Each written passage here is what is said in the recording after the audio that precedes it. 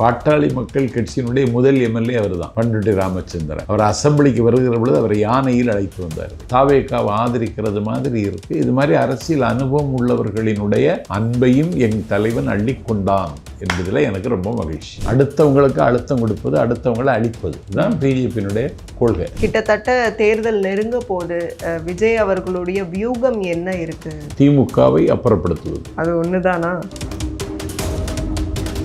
அதுவும் ஒரே நேரத்தில் ரெண்டு ஆதிக்கங்களை கேள்வி கேட்கறதுங்கிறது இந்திய அரசியலில் அந்த தகுதி எங்கள் தலைவருக்கு மட்டுமே நாங்கள் உரிமை கொண்டாடலாம்.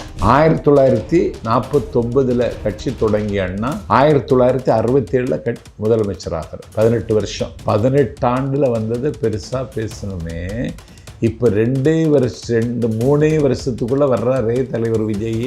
கார்த்தி சிதம்பரம் அவர்கள்லாம் சொன்னாங்க, விஜயை பொறுத்த வரைக்கும் எல்லா கட்சிகளுடைய வாக்குகளையும் பிரிப்பார், ஆனா ஆட்சி அமைக்க மாட்டார். செக்குலரில் வாக்கு பிரிப்பார்னு சொல்லிட்டார். அதே எங்களுக்கு கிடைச்ச வெற்றி இல்லை. நாங்கள் போட்டோம்ல பொலிட்டிக்கல் பாம்பு, அது சிதம்பரம் வீட்டில் வரைக்கும் வேலை செய்ய ஆரம்பிச்சு. பொலிட்டிக்கல் பாம்பு எங்கே வெடிச்சுன்னா வைகோ வீட்டில் வெடிச்சிருச்சு. நான் கடந்த 9ஆம் தேதி திருச்செந்தூருக்கு உரையாற்ற போயிருந்தேன். பக்தர்கள் வரிசை கட்டி நிற்கிறாங்க. என்னை பார்த்த உடனே தாவேக்கான்னு கத்திட்டாங்க. முருகான்னு கத்தினவன். உங்க வீட்டில் எத்தனை ஓட்டு விஜய்க்கு? எங்கள் வீட்டில் எல்லாருக்கும் ஓட்டும். எடப்பாடி அந்த கட்சிக்கு தலைமை தாங்கியதற்கு பிறகு அதிமுக நாளும் சரிகிறது. கடவன சரிகிறது. 24ஆம் தேதி சசிகலா கட்சி தொடங்கிட்டுன்னா கடை சரிந்த அதிமுக சட்டவன சரியும். இன்க்ளூசிவ் நியூஸ் தமிழ் நேயர்களுக்கு வணக்கம். இன்றைக்கு நேர்காணலில் நம்ம கூட இணைஞ்சிருக்காங்க தாவேகா கொள்கை பரப்பு செயலாளர் திரு நாஞ்சில் சம்பத் அவர்கள். நிறைய கேள்விகள் கேட்க போகிறோம், வாங்க பேசலாம். வணக்கம் சார். பண்ருட்டி ராமச்சந்திரன் அவர்கள் ஒரு கட்சியை தொடங்கி இருக்கிறாங்க. அதுவும் எம்ஜிஆர் அண்ணா திராவிட முன்னேற்ற கழகம். ஸோ அவங்களுடைய நோக்கம் என்னவா இருக்குது அப்படிங்கிறன்னு பார்த்தா, அவங்க தேர்தலில் போட்டியிட போகிறதில்லன்னு சொல்கிறாங்க. தங்களுக்கு யார் ஆதரவு கொடுக்குறாங்களோ அவங்களுக்கு ஆதரவாக நாங்களும் இருக்க போகிறோம்னு சொல்கிறாங்க. ஆனாலும் ஒரு விஜய் ஃபேவர்டு டோன் ஒன்று தெரியுது அவங்களுக்கும். தெரியுது. அவர் கிட்டத்தட்ட விஜயகாந்த் அவர்களுக்கே ஆலோசகராக இருந்தவர். அவர் தாவேகாவுக்கு ஆதரவாக வரும் பட்சத்தில் ராமதாஸுக்கு ஆலோசகராக இருந்தவர். தெரியாது. அது பாட்டாளி மக்கள் கட்சியினுடைய முதல் எம்எல்ஏ அவர் தான், பண்ருட்டி ராமச்சந்திரன். அவர் அசம்பிளிக்கு வருகிற பொழுது அவர் யானையில் அழைத்து வந்தார்கள். அவர் அறிஞர் அண்ணாவின் காலத்திலே திமுக கவர்மெண்ட்டில் மின்வாரியத்தில் அவர் என்ஜினியர், அரசு வேலையில் இருந்தவர். அந்த நாள் பிஇ பட்டதாரி, முதல் தலைமுறை பட்டதாரி பிஇயில். அவர் எஸ்டிஎஸ் எல்லாம். அண்ணாவினுடைய ராஜ்யசபா ஆங்கில பேச்சு, I belong to Dravidian stock, I am proud to call ஃபை மை செல்ஃப் டிரெவிடியன் என்ற அண்ணாவினுடைய பேச்சை, ஆங்கிலத்தில் பேசின பேச்சை வெளியிட்டவர் அவர் தான். திமுகவில் இருந்தவர்களெல்லாம் இதழ்கள் வச்சு நடத்தினாங்க. கலைஞருக்கு முரசொலி, அண்ணாவுக்கு நம் நாடு, தென்னரசுக்கு தென்னரசு, நாஞ்சிலாருக்கு சமூக நீதி, எல்லாருக்கும் ஒரு இதழ் இருந்துச்சு. அவரும் வேட்கைன்னு ஒரு இதழ் வைத்திருந்தார். இதழ் நடத்தினவர் பண்ருட்டி ராமச்சந்திரன். அண்ணாவின் மறைவிற்கு பிறகு அவர் தமிழக அமைச்சரவையில், கலைஞர் அமைச்சரவையில் மந்திரி, அவர் எம்ஜிஆர் அமைச்சரவையில் அமைச்சர். அவர் ஈழத்தமிழர் பிரச்சனையை ஐக்கிய நாடு சபைக்கு கொண்டு போவதற்கு எம்ஜிஆர் அனுப்பின ஆளுமை பண்ருட்டி ராமச்சந்திரன். உரிமை மீட்பு குழுவுக்கு ஆலோசகராக இருக்கிறாருன்னா அப்போ அவருடைய ஆசையுமே அதிமுக ஒன்றிணையணும்னு தான் இருந்தது. அதுக்கு அந்த எடப்பாடி ஒத்துக்கலை. இன்றைக்கி அவர் ஒரு தனி அமைப்பை தொடங்கியிருக்காரு. நீங்கள் சொன்னவர் இந்த டோன் தாவேக்காவை ஆதரிக்கிறது மாதிரி இருக்குது. இது மாதிரி அரசியல் அனுபவம் உள்ளவர்களினுடைய அன்பையும் என் தலைவன் அள்ளிக்கொண்டான் என்பதில் எனக்கு ரொம்ப மகிழ்ச்சி. தாவேகாவுக்கு அடுத்த கட்டம் தாவேகா என்ன செய்ய போகிறாங்க? ஏன்னா விஜய் பேசும்போது ஒரு 2 நாளைக்கு டாக் வருது, அதுக்கப்புறம் தாவேகா ஆஃப் ஆயிடுது அப்படின்லாம் சொல்கிறாங்க. வேலூரில் அடுத்து என்ன பேச போகிறார்? ஏன்னா இன்னைக்கு அருண்ராஜ் அவர்கள் ப்ரெஸ் மீட் கொடுத்தப்போ சொல்கிறாங்க, பிஜேபி சிபிஐயும் அதுக்கப்புறம் அவங்களும் அழுத்தம் கொடுக்குறாங்க சிபிஐலாம் வச்சு அப்படின்னு கூட சொல்கிறாரு. அப்போ என்ன அழுத்தம் வருது? அழுத்தத்துக்கு ஆட்பட்டு இருக்கிறாரா விஜய்? அழுத்தம் கொடுக்கத்தான் செய்வாங்க. அது அவங்க குணம் தானே. அது அடுத்தவங்களுக்கு அழுத்தம் கொடுப்பது, அடுத்தவங்களை அழிப்பது, இதுதான் பிஜேபியினுடைய கொள்கை. அவங்களோட ஒத்துப்போகிற கட்சி, சித்தாந்த ரீதியில் ஒத்துப்போகிற கட்சி சிவசேனா. ஒத்துப்போகிற கொள்கை அளவில் தனக்கு நிகராக இருக்கிற சிவசேனா கட்சியை உடைத்து அதில் ஒரு ஏகநாத் சிண்டையை உருவாக்கி மராட்டிய அரசியலில் குழப்பத்தை உருவாக்குனது அவங்க தான். இன்றைக்கி ஏகநாத் ஷிண்டே துணை முதலமைச்சர், பட்னாவிஸ் பிஜேபியை சார்ந்தவர் முதலமைச்சர். கொள்கை ரீதியாக ஒத்துப்போகிற கட்சியை உடைச்சவங்க, அதிமுகவை உடைச்சவங்க நாளைக்கு எங்கள் கட்சியிலையும் ஒரு அழுத்தம் கொடுக்கலான்னு யோசிக்கத்தானே செய்வாங்க. அதை எதிர்கொள்ள வேண்டியது தான் ஒரு தலைவனுடைய கடமையும் பொறுப்பும். அதை எங்கள் தலைவர் எதிர்கொள்வார். அஜித் பவார் அவர்களுடைய மரணத்துல கூட பிஜேபியோட ஏதாவது சதித்திட்டங்கள் இருக்குமோன்னு அவருடைய மகன் கேள்வி எழுப்பியிருக்கிறதா சொல்றாங்க. கிட்டத்தட்ட ஏன்னா அந்த உள்ளாட்சி தேர்தல்கள் வரும்போது அப்போ அஜித் பவார் பிஜேபிக்கு எதிராக பேசினதாகவும் அதனால ஏதாவது சதி நடந்திருக்கலாம் அப்படின்னு கூட அவங்க சொல்றாங்க. இந்த அளவுக்கு இறங்குற அளவுக்கு பிஜேபி சதி அப்படின்னு இல்ல. பிஜேபி ஒரு வன்முறை கட்சி தானே தங்கச்சி. கோவிந்த பன்சாரே பிஜேபிக்கு எதிராக, அதன் சித்தாந்தத்துக்கு எதிராக மராட்டிய மாநிலத்தில் பேசியவர் கொன்று முடித்தார்கள். இவர் நரேந்திர தபோல்கர் பிஜேபிக்கு எதிரான சித்தாந்தத்தை விதைத்தவர். அவரையும் வெட்டி சாய்த்தார்கள், கொண்டார். அதுக்கெல்லாம் ப்ரூஃப் இருக்குதா? இருக்கு. ஹம்பி பல்கலைக்கழகத்தின் துணைவேந்தர், கற்றறிந்த பேராசிரியர் டாக்டர் கல்ஃபுர்கி அவரை சுட்டுக் கொண்டார். தமிழ்நாட்டில் தடை செய்யப்பட்ட, ஜெயலலிதாவின் ஆட்சி காலத்தில் தடை செய்யப்பட்ட மாதுருபாகன் என்ற ஒரு புதினத்தை கன்னடத்தில் மொழிபெயர்த்து கருத்துரிமைக்கு கவசம் தந்தார் புகழ்பெற்ற எழுத்தாளர் கௌரி லங்கேஷ். அந்த ஹம்பி பல்கலைக்கழகத்தினுடைய துணைவேந்தர் கல்ஃபுர்கே சுட்ட அதே துப்பாக்கியால் பகல் 12 மணிக்கு அவருடைய வீட்டு முற்றத்தில் சுட்டுக் கொல்லப்பட்டார் கௌரி லங்கேஷ். ஒரு தொழு நோயாளிகளுக்கு தொண்டு செய்வதற்காக மலையின் உச்சிக்கு சென்றவர் ஃபாதர்.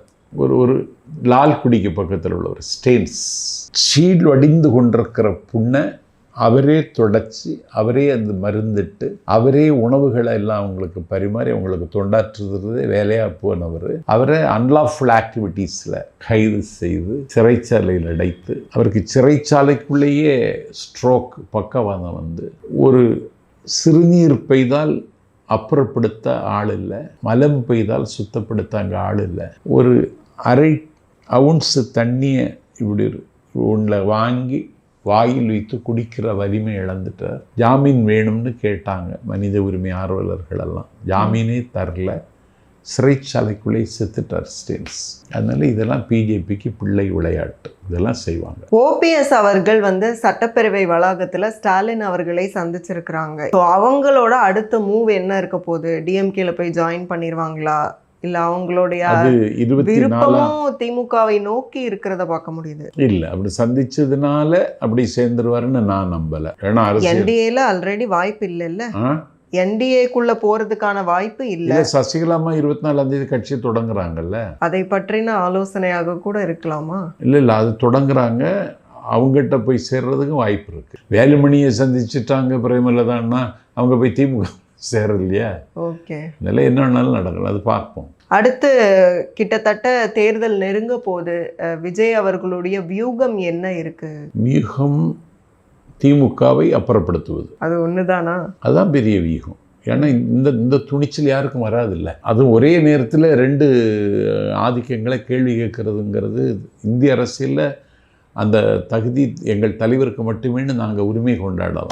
அது தாண்டி இவ்வளவு பெரிய டார்ச்சர் கொடுத்துட்ருக்கிற திமுகவை அப்புறப்படுத்தி தீர்வது என்று எடுத்த முடிவில் அவர் முன்வைத்த கால் முள்ளில் வைக்கிற கால்னு தெரியுது எங்கள் தளபதிக்கு.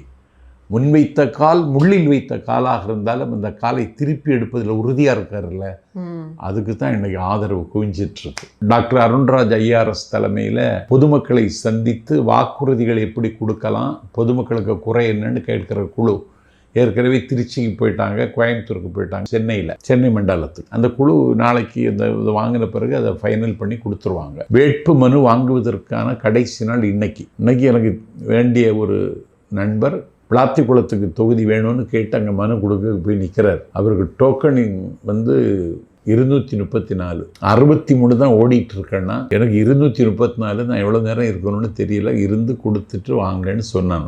6ஆம் தேதி ஆரம்பிச்சது, இன்னைக்கு வரைக்கும் மக்கள் மனு கொடுத்துட்டு இருக்காங்க. இந்த அதிசயம் எங்கேயாவது நடந்திருக்கா? 2.5 மணி நேரத்தில் 10,000 பேர் வாங்கிட்டாங்க. 1949 கட்சி தொடங்கிய அண்ணா 1967 முதலமைச்சராகிறார். 18 வருஷம். அண்ணா மறைந்த பொழுது தலைவர் கலைஞர் அவர்கள் அன்றைக்கு எம்மண்ணா இதயமண்ணான்னு ஒரு கவிதை புகழஞ்சொல்லி எழுதினார். அதில் 18 ஆண்டுகளில் அவர் அண்ணா வந்தது சொல்கிறார். பதுங்கி பாயும் வேங்கையென 18 ஆண்டில் பாராள வந்த கதை பாறையனும் பகர்ந்ததுண்டா யாரையனும் கேட்டதுண்டான்னு கலைஞர் கவிதை எழுதுவார். 18 ஆண்டில் வந்ததை பெருசாக பேசணுமே, இப்போ 3 வருஷத்துக்குள்ளே வர்றாரே தலைவர் விஜய். கிட்டத்தட்ட சர்வே முடிவுகள் எல்லாமே வந்து அட்லீஸ்ட் 20% அப்படிங்கிற மாதிரி ஒரு மெயினான கோர் வந்து எல்லாருமே சேர்ந்து அதாவது கட்சி பேஸில் யாராவது சொல்லுவாங்க, அப்புறம் எப்படி சர்வே எடுத்தாலும் ஆனால் 20%ங்கிறது கன்ஃபார்மாக வருது அப்படிங்கிறத எப்படி பார்க்குது தாவேகா? இல்லை 30% எங்கள் தலைவர் சொல்லிட்டாரு. ஒன்றும் வேண்டாம், நீங்கள் இதே கேமராவை கொண்டு போய் இப்போ இன்னைக்கு போயிடுங்க, நாளைக்கு காலேஜ் இருக்காது, ஸ்டெல்லா மேரிஸ் காலேஜ், அதில் போய் ஒரு 3:30 மணிக்கு நில்லுங்க. இந்த மாணவிகள்கிட்ட யாருக்கு ஓட்டு போடுவீங்கன்னு கேளுங்க. சர்வே உங்களுக்கே ஒரு கிளியர் பிக்சர் கிடைச்சு. ஆனால் ஆட்சி அமைக்கிற அளவுக்கு அது மாறுமா? ஏன்னா இப்போ கார்த்தி சிதம்பரம் அவர்கள்லாம் சொன்னாங்க, விஜயை பொறுத்த வரைக்கும் செக்யூலராக வாக்குகளை பிரிப்பார். செக்யூலரானா எல்லா கட்சிகளுடைய வாக்குகளையும் பிரிப்பார், ஆனால் ஆட்சி அமைக்க மாட்டார். செக்யூலராக வாக்கு பிரிப்பார்னு சொல்லிட்டார், அதே எங்களுக்கு கிடைச்ச வெற்றி இல்லை. பிரிக்க தானே செய்வார், அங்கேருந்து கொஞ்சம் இங்கேருந்து கொஞ்சம். இல்லை, அங்கே அவருக்கும் சிதம்பரத்துக்கும் கருத்து வேறுபாடு. நாங்கள் போட்டோம்ல பொலிட்டிக்கல் பாம்பு, அது சிதம்பரம் வீட்டில் வரைக்கும் வேலை செய்ய ஆரம்பிச்சு. கார்த்தி சிதம்பரம் அவர்கள் வந்து விஜய்க்கு ஃபேவரா இருக்காரு, அப்படிதான் எங்களுக்கும் தெரியுது. பொலிட்டிக்கல் பாம்பு எங்கே வெடிச்சிச்சுன்னா வைகோ வீட்டில் வெடிச்சிருச்சு. எல்லா தரப்பு மக்களும், நான் வந்து கடந்த 9ஆம் தேதி திருச்செந்தூருக்கு உரையாற்ற போயிருந்தேன். நான் தங்கியிருந்த விடுதி உரிமையாளர் என்னை கட்டசிக்கு வந்து சந்திச்சுட்டு தரிசனத்துக்கு ஏதாவது போகிறீங்களான்னு கேட்டார். ஏன்னா திருச்செந்தூருக்கு எங்கேருந்து வர்றான், துபாயிலேருந்து வர்றான், முன்பதிவு பண்ணிட்டு வர்றான். நான் சொன்னேன், நான் திருச்செந்தூர், திருவண்ணாமலை, பழனி இங்கெல்லாம் போகிறது இல்லைன்னு முடிவெடுத்துட்டேன். ஏன்னு கேட்டார். வரிசையில் நிற்க எனக்கு வலிமை இல்லை, சிறப்பு தரிசனம்னு ரூபா கட்டி தரிசிப்பதில் எனக்கு உடன்பாடு இல்லை, அதனால் வேணாம், நான் போகிறதில்லைன்னு முடிவெடுத்துட்டேன். இல்லை, நீங்கள் எந்த சிரமமும் பட வேண்டாம், என் கூட வந்தால் போதும்னார். அவருக்கு கார்லேயே போய் இறங்கி என்னை கோவிலுக்குள்ளே அழைச்சிட்டு போயிட்டார். பக்தர்கள் வரிசை கட்டி நிற்கிறாங்க. என்னை பார்த்த உடனே தாவேக்கான்னு கத்திட்டாங்க. முருகான்னு கத்தினவன் தாவேக்கான்னு கத்திட்டு சொல்கிறான், 16 ஓட்டு இருக்குது, எங்கள் அப்பாயை தவிர 15 ஓட்டும் உங்களுக்கு தான், இந்த தலைவர்கிட்ட சொல்லுங்கள், அப்பாயும் கன்வின்ஸ் பண்ணிகிட்ருக்கேங்கிறான். பக்தர்கள் அவன் அப்படி எல்லா இடங்கள்லையும் பாலில் படு நெய்யாய் விறகில் தீயாய் வியாபித்து இருக்கிறார் எங்கள் தலைவர் விஜய். உங்கள் வீட்டில் எத்தனை ஓட்டு விஜய்க்கு? எங்கள் வீட்டில் எல்லாருக்கும் ஓட்டும். மாணிக்கம் தாக்கூர் அவர்கள் வந்து சொல்கிறாங்க, அதிமுக நீங்கள் எழுதி கூட வச்சுக்கோங்க, அதிமுக கூட்டணி வந்து 3வது இடத்துக்கு தான் வரும் அப்படின்னு சொல்லி நிறைய சர்வே முடிவுகள் அடிப்படையில் நான் சொல்கிறேன்னு சொல்லி செய்தியாளர் சந்திப்பில் சொல்கிறாங்க. அப்போ 2வது இடத்துல யார் இருக்காங்கன்னு கேட்டால் மக்கள் தான் முடிவு பண்ணணும்னு சொல்கிறாங்க. ஸோ அவரோட டோன் வந்து விஜய் அவர்களுக்கு ஃபேவராக இருக்கிறதையே நாங்கள் பார்க்க முடியுது. ஸோ அவர் சொல்கிற கணக்குப்படி அதிமுக கூட்டணி 3வது இடத்துக்கு தான் போகுமா? அந்த அளவுக்கு வலு குறைஞ்சிருக்குதா? குறைஞ்சிடுச்சு. டிவிகேவை விட குறைஞ்சிருச்சா? டிவிகேவையும் அதிமுக கம்பேர் பண்ணாதீங்க. அதிமுக வந்து போன நாடாளுமன்ற தேர்தலில் 13 தொகுதிகளில் டெபாசிட் இழந்த கட்சி, ஒரு தொகுதியில் 4வது இடத்திற்கு வந்த கட்சி, நடந்து முடிந்த நாடாளுமன்ற தேர்தலில் அக்கௌண்ட்டை ஓப்பன் பண்ணாத கட்சி, நடந்து முடிந்த எல்லா இடைத்தேர்தலையும் தோற்று தொலைந்து போன கட்சி. எடப்பாடி அந்த கட்சிக்கு தலைமை தாங்கியதற்கு பிறகு அதிமுக நாளும் சரிகிறது, கடவன சரிகிறது.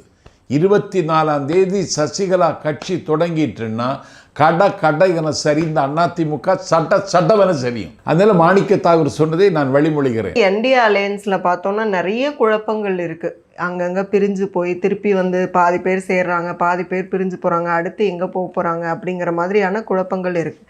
சசிகலா அவர்களுக்கு வந்து அந்த சாதி ரீதியிலான ஒரு செல்வாக்கு இருக்குது, முக்குலத்தோர் செல்வாக்கு இருக்குது. அதுவும் வந்து கிட்டத்தட்ட அவங்க வந்து அந்த ராமநாதபுரம் பசும்பொன்லலாம் வந்து அவங்களுக்கு நல்ல செல்வாக்கு இருக்குன்னுலாம் சொல்கிறாங்க. இல்லை, சவுத் சோனில் செல்வாக்கு இருக்கிறதுனால தான் சவுத் சோனில் அதிமுக ஜெயிக்கலை.